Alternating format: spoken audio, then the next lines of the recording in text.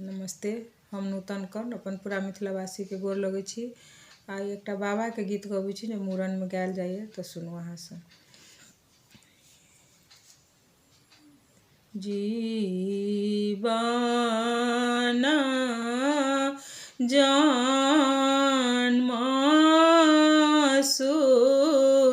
फल भेला, ओ जे अंगना मारब भेल हे जीवन जन्मसु फल भेल, ओ जे अंगना मारब भेल हे ताहि मारब बैसलनि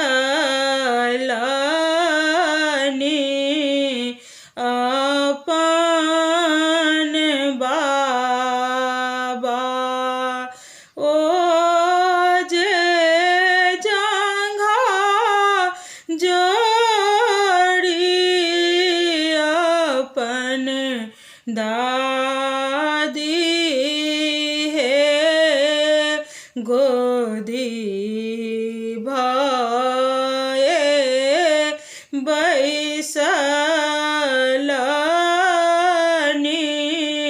शिवम बरुआ, ओ जे मूड़न कराए दिया हे जीवन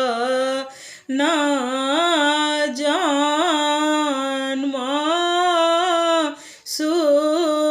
फल भेल, ओ जे अंगना मारब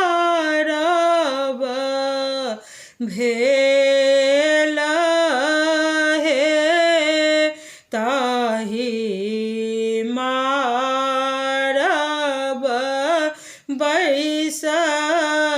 बैसलनि अपन चाचा, ओ जे जंघा जोड़ी अइहब चाची हे गोदी भये बैसलनि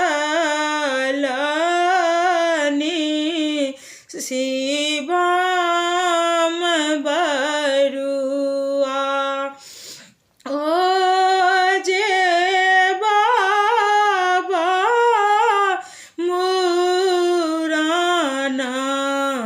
हो हे तहे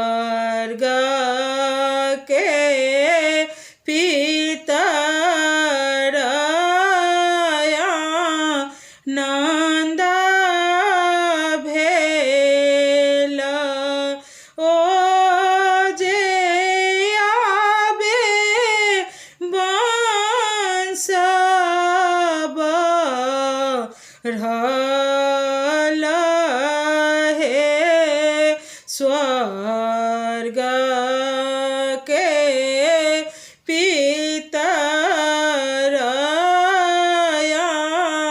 नंद भेल ओ जे आबे वंश बढ़ल हे।